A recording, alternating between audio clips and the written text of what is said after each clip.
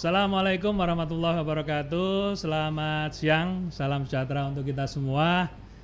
Kembali di podcastnya Mas Sony Anwar. Pada siang hari ini kita coba live podcast lagi. Dan seperti biasa kalau live, jantung saya berdebar gitu. Karena tak lain dan tak bukan, kita kehadiran tamu yang sangat spesial pada siang hari ini. Beliau sosok inspiratif, anggun, wanita yang luar biasa. Beri sambut Ibu Arumi Baksin. Assalamualaikum. Waalaikumsalam warahmatullahi wabarakatuh. Sehat Bu Arumi? Insyaallah sehat. Alhamdulillah. Saya terima kasih sudah hadir di podcastnya Mas Oni Anwar. Jadi kegiatan podcast di channel kita ini menghadirkan sosok-sosok inspiratif yang nantinya niatannya untuk memberikan semangat khususnya untuk warga masyarakat Kabupaten Ngawi untuk memberikan energi positif, juga bisa berkarya lebih top markotop lagi. Ya itu semboyan kita top markotop soalnya Bu. Nggih. Jadi sebelum kita ngobrol banyak tentang Ibu Wakil Gubernur kita yang luar biasa ini, boleh tahu Bu, tadi pagi kegiatan di Kabupaten Ngawi apa aja Bu tadi Bu, kegiatan pagi tadi? Jadi tadi pagi cuma satu kok kegiatannya. Nggih. Saya di Kabupaten Ngawi ini memang bekerja sama. Saya selaku Ketua Forikan kalau tadi Oh, pagi. Ketua Forikan juga, nggih, Betul. Jawa Timur, Nah, betul. itu bareng sama Dinas Kelautan dan Perikanan Provinsi Jawa Jawa Timur. Memang dalam keadaan pandemi ini kita tahu ya banyak sekali yang Ya. terdampak. Betul. Kita akhirnya berkontribusi lah untuk memberikan sedikit bahan pangan Bahan pangan, kepada protein masyarakat, terutama, nggih. iya, di 38 kabupaten kota se-Jawa Timur. Nah, saya hanya datang ke 5 kabupaten. Oh, Salah alhamdulillah. satunya Ngawi, Top markotop Ngawi termasuk yang 5 itu, nggih. siap. Nggih, terkait di Forikan Bu, terkait pemenuhan protein ini kan juga salah satu juga untuk menekan angka stunting Jawa Timur. Betul. Gimana kiatnya selaku ketua tim penggerak PKK Provinsi Jawa Timur dalam rangka menekan angka stunting di Jawa Timur? Ya, jadi kalau stunting ini kan memang permasalahan di seluruh Indonesia. Salah satunya di Jawa Timur nggak turun-turun. Tapi kita udah lumayan loh. Oh iya, Maksudnya tadi gerakannya yang- sudah luar iya, biasa, sudah termasuk luar biasa. Forikan ini, nggih. Ya, alhamdulillah. Tapi saya yakin masih banyak ruang buat kita semua buat Oke. usaha lebih keras lagi. Kalau di Jawa Timur sendiri dan mungkin tim penggerak PKK kita itu membantu pemerintahnya dari sisi mungkin posyandu. Posyandu. Ya, jadi posyandu itu bukan hanya dari dinas kesehatan atau dinas pendidikan karena biasanya ada taman posyandu, ada Betul, tamunya. nggih. Kita yang membantu dari sisi kader-kadernya, kader Ya, kesehatan, kader yang mendata gitu, karena data itu penting sekali. Jadi dari mana kita tahu oh stunting di kabupaten atau kota A ini banyak, yang di sini sedikit. Nah, itu semua berawal dari data, Ya. data lapangan langsung, dan kami membantu di sisi itunya. Oke. Dan sisi sosialisasi dan seterusnya.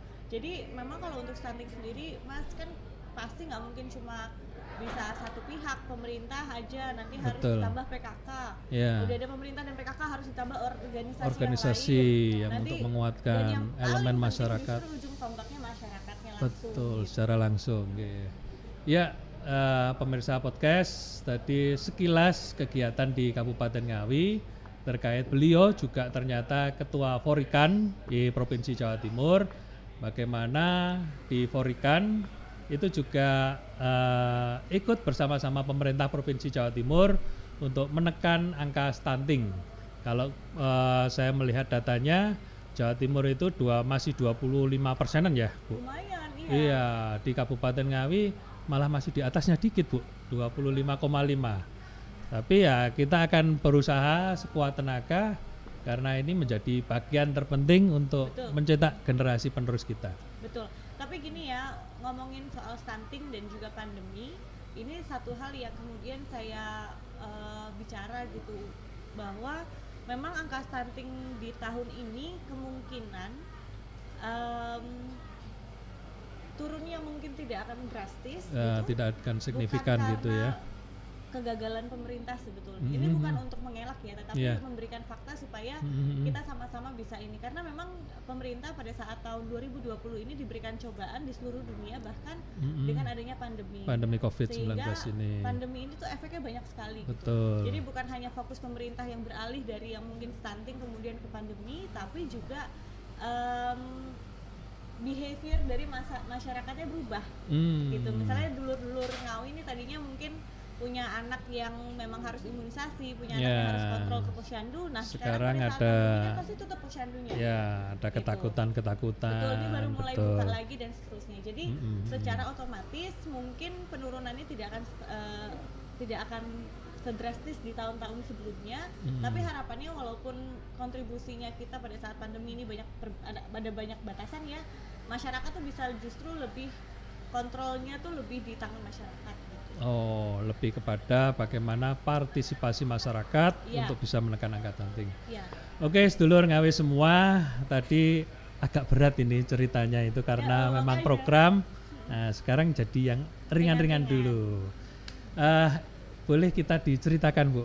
Dulu awal mula ketemu Pak Wagub, Pak Emil itu ceritanya seperti apa? Karena saya ini yang rajin ngelihat panjenengan karena beliau sudah punya channel YouTube, dulur semua. Lagi nyoba. Channel YouTube-nya di Arumi Vaksin ya. Monggo nanti juga subscribe teman-teman dulur Ngawi semua. Nanti bisa bagaimana keseharian Ibu Arumi ini juga panjenengan semua juga bisa ikuti bersama di channel YouTube. Boleh diceritakan, Bu?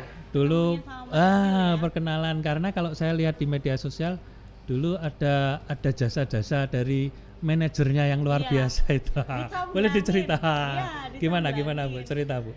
Dicomblangin. Jadi saya itu pada saat dulu syuting kan manajer saya tuh mama sendiri. Cuman pada saat itu tuh ada urusan keluarga yang penting lah gitu, sehingga urusan saya memanajeri saya ini kan jadi setengah-setengah. Oh gitu. Nah, pada saat itu ditawarin sama rekannya mama yang memang penyanyi juga, Om Utali Kumahua. Manajernya tersebut, udah sementara Arumi dipegang manajerku dulu gitu, karena kan mama jadi saya sendiri lagi sibuk. Jadi biar tetap bisa fokus. Dilalah di manajer ini juga menangani Mas Emil pada saat Mas Emil itu dulu selain bekerja kantoran dia mau jadi penyanyi, kan suaranya bagus. Oh gitu, ternyata Mas Emil penyanyi dulunya. Sudah bikin album dan seterusnya. Gitu ya. Nah, kenapa kok kita dicomblangin? Nah, karena mungkin manajer kita ngelihat potensi lah. Oh ini harusnya bukan cuma senang-senang, tapi harusnya memang cocok nih. Kalau gitu. jadi satu tambah top markotop gitu ya. Iya, tambah bagus gitu. Nah, padahal itu dicomblanginnya cukup susah tuh. Jadi perjuangannya Mas Emil tuh lumayan susah. Justru akhirnya gini, karena ke akunya itu melempem. Melempem tuh maksudnya gini, melempem tuh saya dekat sama Mas Emil, Mas ya, itu usia 17 tahun. Mas Emil usia 27 tahun pada saat itu. Selisih 10 tahun berarti ya Ibu ya. Jauh sekali. Nah, mirip-mirip dengan saya lah. Selisihnya 7 tahun juga, Bu. Jadi kemudian pada saat usia 17 tahun kan kacamata cowok ideal itu kan maunya nih, kalau ibarat bahasa karena anak masih dulu anak muda gitu ya. Anak muda tuh pokoknya pengen yang dibawa ke kondangan tuh gitu. Nah, pada saat itu Mas Emil tidak memenuhi kriteria itu, karena kriteria salah satu bukan kan vokalis. Loh, iya, tapi ada satu hal lagi yang tidak terpenuhi dari Mas Emil. Gitu. Harus eksis dari mulai sosial media dan juga gitu loh. Mas Emil dulu Mas Emil enggak. Mas Emil orangnya cenderung serius gitu. Jadi akhirnya masa sih aku dicomblanginnya sama ini kok gini gitu. Tapi Mas Emil enggak menyerah. Akhirnya pendekatannya ke mama duluan. Di situ yang saya kaget ketika mama saya itu, saya mau bawa laki-laki macam apapun nggak pernah digubris. Kalau Mas Emil langsung. Kalau Mas Emil sekali main, nanti lama nggak main gitu. Ditanyain malahan ibu. Iya, nah di situ jadi malah saya penasaran. Ini ada apa dengan dia nih, sehingga mama saya udah ditaklukkan sama dia. Dari situ akhirnya membuka hati, kemudian kenal dan seterusnya. Nah sekarang lah baru bersyukur. Untung aja kriteria saya yang penting tidak bisa dibawa. Tidak meleset ya. Loh, buatan. Untung saya tidak Oh, Untung tidak saya terpaku tidak kepada kriteria yang itu. tadi. Kalau misalnya saya Kriterianya terpaku tadi sama itu, nggak cuma dapat yang Mas penting- Emil malah. Iya, yang penting eksis, yang penting ini aja. Tapi dalamnya kosong kan nggak enak ya. Nah, kalau sekarang malah bahagianya sekarang. Alhamdulillah. Dan ngomong-ngomong dulur semua, tanggal 30 Agustus kemarin ini wedding anniversary beliau. Tepuk tangan Ibu Arumi. Nah, jadi Pak Emil sama Bu Arumi ini wedding anniversary yang ke-7. Sejauh mana romantismenya Pak Emil kepada Bu Arumi itu? Mas Emil itu cenderung orang yang kaku Oh, banget. kaku. Nggak ada Jadi tidak romantis-romantisnya. menampakkan romantisnya, Nah, tapi iya, langsung makanya dulu susah kepincut sama Mas Emil tuh itu. oh, tidak bawa bunga-bunga Nah, gitu. iya, kan kalau Tapi bunga deposito masih itu. nah iya. Nah itu jadi susah kepincut tuh karena Mas Emil orangnya serius dan seterusnya. Oh. Tapi setelah 7 tahun pernikahan gitu. Baru kelihatan Iya, romantismenya. makanya saya bilang kemarin pas lagi anniversary juga saya bilang gitu. Memang Mas Emil ini orang yang kaku ya gitu awal ketemu dan lain-lain, tapi ternyata tuh lebih enak mengawali dari orang yang kaku kemudian romantis daripada yang pacarannya romantis tapi kaku. kaku. Ternyata gitu kan makin kesini. Tepuk tangan untuk Bu Arumi.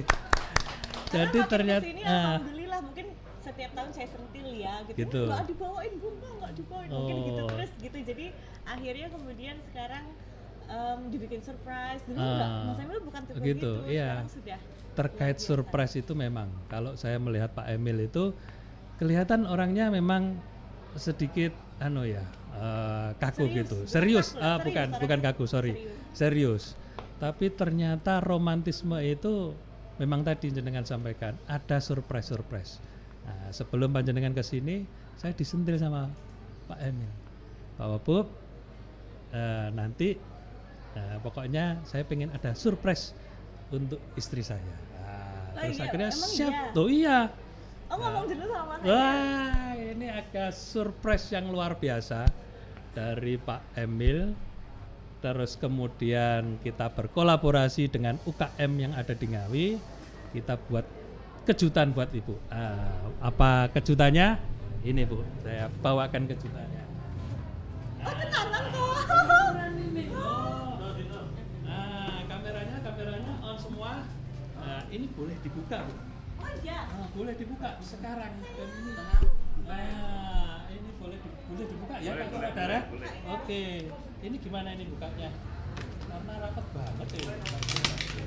Bismillahirrahmanirrahim. Nah, ini surprise-nya Pak Emil buat anniversary ke-7 beliau berdua.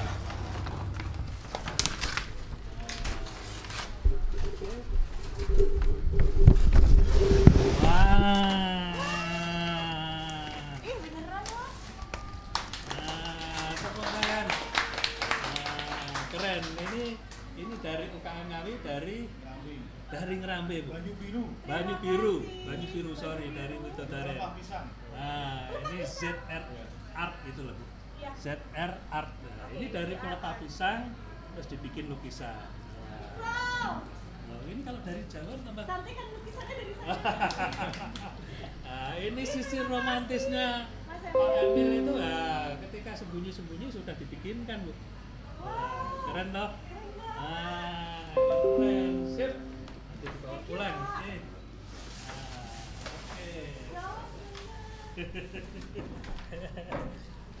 Moga, udah ada lagi.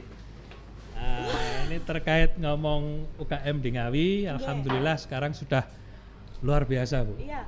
Jadi tadi panjenengan yang tadi lihat di booth-nya UKM Ngawi ada kita binaan dari Dinas Ketahanan Pangan, juga Dinas Koperasi, juga Dinas Perindustrian. Ini alhamdulillah dari beberapa yang kemarin kita dampingi ada sekarang 12 UKM yang masuk retail modern, Bu.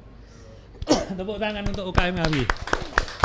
Jadi terutama yang kuliner, jajanan-jajanan itu sebenarnya susah untuk masuk retail modern. Tapi karena teman-teman juga semangat, UKM Ngawi juga semangat, terus dinasnya juga getol, terkait kita memberikan sertifikasi itu gratis semua, Bu.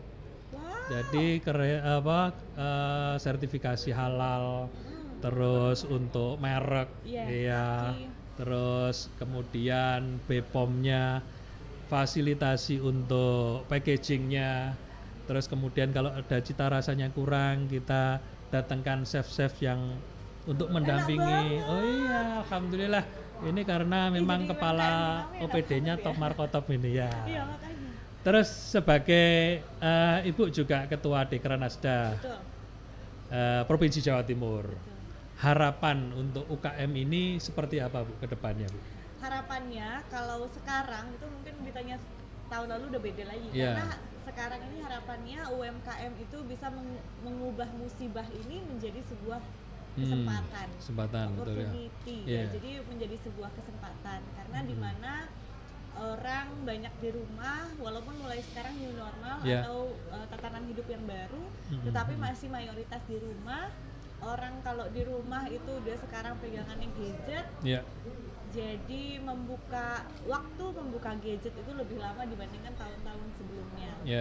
Jadi kemungkinan produk kita kalau kita jual di situ dilihat itu lebih besar dibandingkan masa-masa yang sebelumnya. Berarti, jadi harus diambil kesempatan ini. Jadi seperti misalnya UMKM yang memang sudah lama ada, tetapi kualitasnya yaitu belum ada BPOM-nya, belum ada halalnya dan seterusnya, hanya jualan dari pintu ke pintu.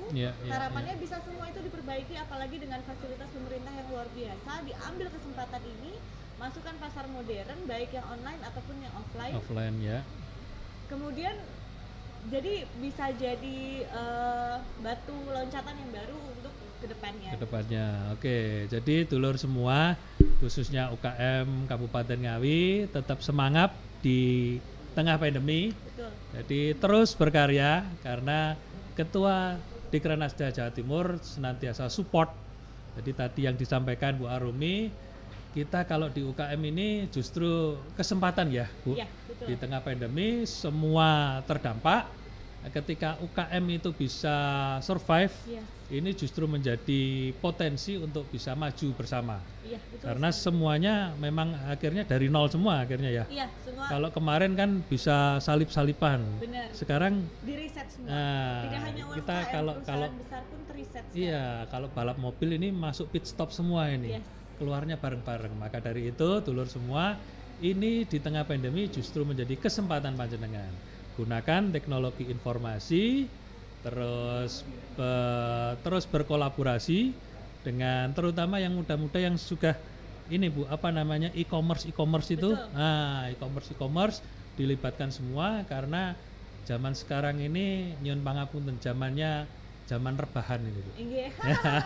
Soalnya semuanya bisa dari dari semua bisa diakses melalui HP. Terus kiat untuk di UKM Jawa Timur tentu saja banyak ini, Bu.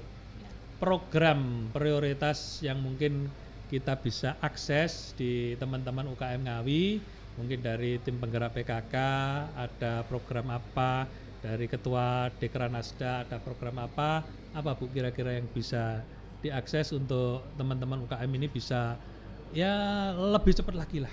Baik, kami sebetulnya Pak, kami juga di Dekranasda Provinsi Jawa Timur, kami membuka kelas-kelas seperti itu. Karena gini, sekarang itu ada dua kategori UMKM.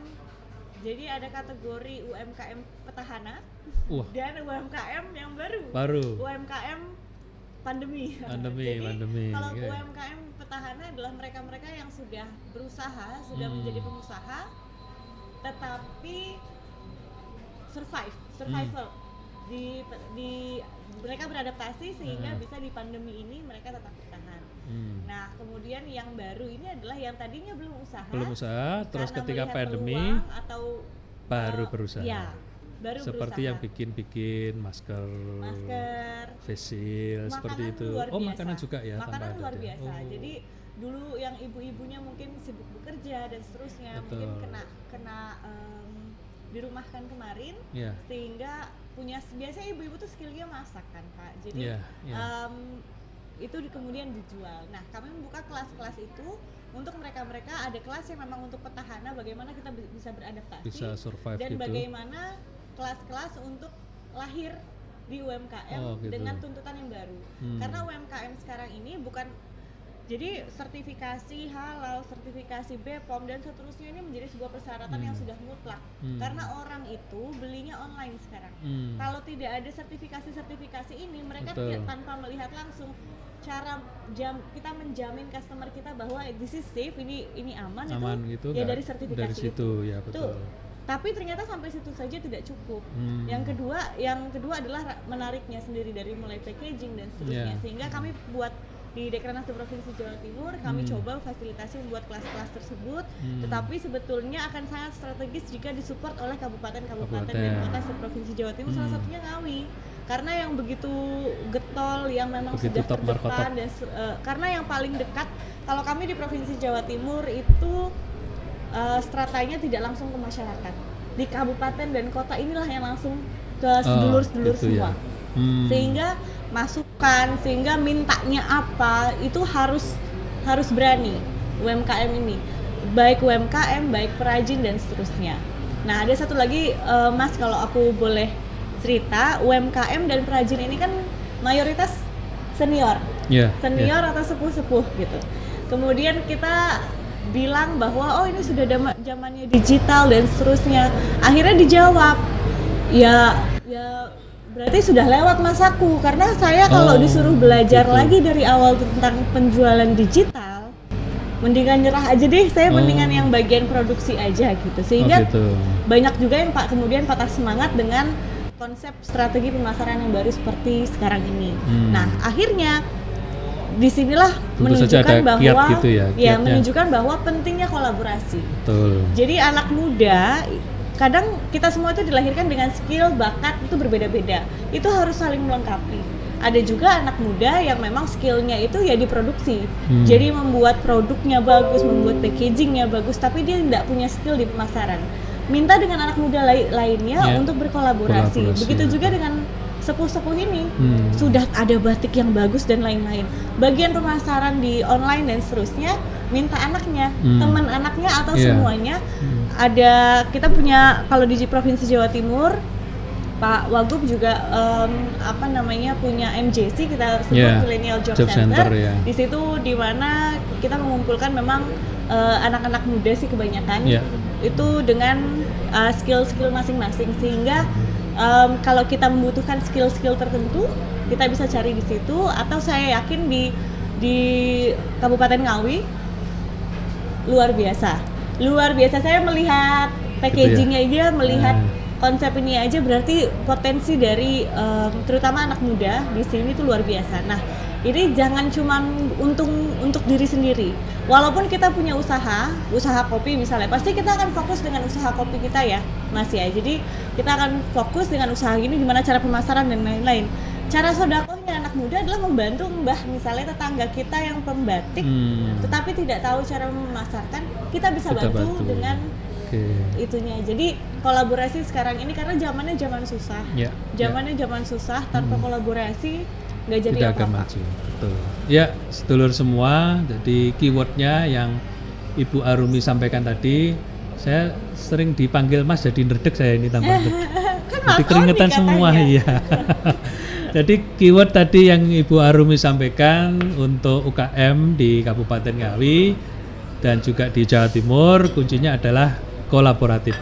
Jadi kita ini oleh Allah Subhanahu wa taala dilahirkan punya tanggung jawab makom yang berbeda-beda, tanggung jawab beda-beda. Saat ini mungkin yang UKM yang sudah senior, yang sudah sepuh, dia kalau untuk masuk kepada dunia digital marketing atau pemasaran model baru ini agak sulit, agak mengejarnya agak susah. Nah, ini monggo anak-anak muda, ini saatnya panjenengan semua bersodakoh. Sodakohnya lewat apa? Yaitu tadi kita bikinkan para UKM ini yang khususnya senior kita yang sudah sepuh, ini dibikinkan lah istilahnya produk itu di level up, nilainya dinaikkan kemudian dirangkum semuanya, terus kemudian dipasarkan bareng-bareng. Begitu ya Bu, sodakohnya. Karena kalau bukan kita, gini, banyak sekali terjadi di Jawa Timur lah. Mungkin karena saya tahu persis di Jawa Timur, banyak sekali terjadi yang punya skill bagus, yang punya coretan hasil batik yang luar biasa. Mereka akhirnya dari muda sampai tua menjadi pembatiknya saja, nggak pernah jadi pengusahanya. Karena untuk pengusaha yang memang bahkan bukan asalnya dari tempatnya itu, melihat potensi itu, mereka yang mengoles, mereka dinyomot saja, dicomot, bahkan di sampai branding keluar sendiri. Negeri. Betul. Gitu, jadi yang perajinnya segitu aja, yang nggak kaya nggak apa, gitu. Akhirnya yang lain tambah ini gitu. Jadi penting sekali kita harus bisa membangun itu. Betul. Jadi bikin kolaborasi itu menjadikan usaha bareng-bareng, maju bareng-bareng, barokahnya bareng-bareng. Sekiranya begitu ya Bu? Betul. Jadi terkait kolaboratif itu Bu Arumi ini sekarang getol bikin channel YouTube, sama kalau saya lihat juga sama Pak Wakub. Wah, mesra sekali. Bisa diceritakan Bu, awal kok jadi keinginan punya channel YouTube ini karena banyak artis yang sekarang jadi YouTuber semua, atau memang ada pesan-pesan yang ingin disampaikan Bu? Monggo. Kedepannya sih pasti akan memanfaatkan channel yang dipunya kalau memang responnya baik untuk hal yang positif ya. Tapi awal mulainya itu sebenarnya nggak kepikiran untuk YouTube Pak. Kalau YouTube itu udah dari lama kalau memang niat ya. Tetapi ini aja, kalau di Instagram pribadi saya gitu ya, banyak yang memang nontonin saya dari dulu gitu. Ini udah nggak pernah syuting lagi, udah nggak pernah ini. Di mana akhirnya ngelihatnya gitu loh, karena kalau di Instagram saya kan cuma foto-foto aja gitu. Kalau dalam bentuk video atau mungkin podcast seperti ini kan membuat orang merasa lebih dekat gitu. Nah akhirnya saya buatkan tuh awal-awal, saya live, kemudian saya record, saya pasang di YouTube. Itu record sendiri atau ada? Record sendiri, awal-awal tuh record sendiri. Jadi kayak live Instagram di record, kemudian saya tampilkan di feed Instagram. Jadi hanya seperti itu awalnya. Tapi kalau saya melihat, loh kok Instagram saya jadi akhirnya cuma video-video masak, video ini dan lain-lain gitu. Saya pengen itu di feed Instagram saya tuh banyak juga tentang kehidupan saya sebagai istri yang Pak Wagub di sini gitu. Sehingga karena kan format yang paling gampang, sehingga ini kalau jadi akhirnya hasil videonya ini saya taruh mana ya sudah deh di YouTube. Jadi kalau memang ada yang memang niat mau melihat videonya, ya mereka ke YouTube-nya gitu aja gitu. Jadi bisa awalnya seperti itu. Nggak nyangka, ada yang nonton ternyata, alhamdulillah. Jadi itu sedulur semua, tapi keren loh Bu. Kalau orang mesti nanya perbedaannya dulu artis sama sekarang istri wakil gubernur ya. Kalau saya pengen nanya itu persamaannya justru. Persamaannya dulu artis sama sekarang istri wakil gubernur, persamaannya di mana? Persamaannya sama-sama bertemu dengan masyarakat. Karena walaupun dulu artis, kalau jadi sama-sama public figure gitu. Jadi public figure-nya berbeda, tapi kalau public figure yang artis dia public figure sebagai entertainer, kalau yang ini termasuk Mas Oni di Ngawi ini kan public figure. Nah, ini orang yang dikenal oleh masyarakat. Jadi persamaannya adalah itu. Jadi makanya kalau dari sisi itunya saja, saya nggak terlalu canggung gitu loh. Tiba-tiba ketemu sama masyarakat. Saya karena memang dari dulunya seperti itu dan senang gitu. Soalnya saya diceritain banyak sama ibu saya yang juga termasuk tim penggerak PKK Jawa Timur. Kalau Bu Arumi itu biasa kalau pidato nggak pakai tag ini.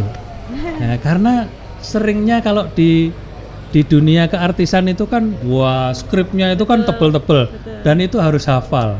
Tapi beliau karena dulunya sudah sering skrip aja tebel aja hafal, apalagi cuman pidato kan gitu. Nah, ini luar biasanya Bu Arumi. Tepuk tangan untuk Ibu Arumi. Luar biasa. Jadi alhamdulillah saya terima kasih sekali lagi Bu Arumi sudah mampir di podcast kita. Jadi ini ya bagian dari kecelakaan lah Bu intinya. Iya kan, kebanyakan gitu loh. Iya, karena alhamdulillah insya Allah nanti saya mau mencalonkan untuk Bupati Ngawi. Amin, karena sukses. Aturan di PKPU ini melarang untuk pertemuan dengan masyarakat dengan jumlah yang yang banyak. Maka dari itu kita terus bersilaturahim lewat kayak seperti ini Bu, podcast. Dan saya pikir ini mencerdaskan masyarakat juga loh buat sedulur Ya, nih. amin, Mau amin, yang amin. melihat ini secara live atau mungkin nanti pada saat rerun, sedulur nih bisa kemudian menilai sosok yang mau dipilih ini secara komplit gitu. Karena kalau misalnya kita melihat yang pas tatap muka hanya 1 jam, nggak nyampe 1 jam biasanya Pak ya, kalau pas kampanye itu biasanya hanya oh ya gini-gini, cuman oh suka gini ya. Nah kalau podcast gini nggak bisa cuman sukanya aja, biasanya tahu cara pikirnya, tahu itu. Nah ini harapannya bisa kemudian membuat sedulur tuh tambah pinter. Oh saya kalau mau milih si A, mau milih si B tuh karena memang saya seperti udah kenal. Podcast ini tuh ngerasa orang tuh kayak udah kenal loh Pak. Oh gitu ya? Iya. Saya malah sudah sampai kepikiran ke situ Ibu. pasti akan gitu kepikiran ya? seperti itu. Yeah. Jadi mudah-mudahan sukses. Amin, terima Sehat kasih. selalu. Saya juga mengucapkan terima kasih Bu Sami-sami. Arumi. Selamat untuk wedding anniversary yang ke-7. Semoga tambah langgeng, Amin. tambah guyup, tambah rukun, Amin. sakinah, mawaddah, warohmah. Amin. Ada kepinginan tambah momongan lagi? Doanya aja. Oh gitu, tepuk tangan untuk Bu Arumi. Oke. Sekali lagi terima kasih pada Bu Arumi. Jadi sedulur semua, jadi kita sudah di penghujung acara podcast pada siang hari ini. Ini live Bu. Jadi Siap. kalau kita live ini saya yang grogi. Kemarin live dengan Denny Caknan itu juga seperti itu. Pertamanya juga ngobrol enak, ketika live tank gitu, wah sudah gugup semua. Tapi kali ini saya lebih menikmati. Nggak tahu kenapa ini lebih menikmati. Karena memang di sebelah saya wanita yang luar biasa. Tepuk tangan Bu Arumi. Terima kasih. Jadi kita akhiri. Kurang dan lebihnya saya mohon maaf Bu Arumi. Dan untuk sedulur semuanya, khususnya UKM Kabupaten Ngawi, jangan minder, jangan patah semangat, terus berusaha. Karena justru di tengah pandemi ini justru menjadi peluang. Betul. Karena semuanya ini start dari awal semua. Ibaratnya balapan kita masuk di pit stop semua, berhenti semua. Lah, untuk UKM yang daya juangnya luar biasa, itu mesti unggul dan mesti berhasil. Terima kasih. Selamat siang. Assalamualaikum warahmatullahi wabarakatuh.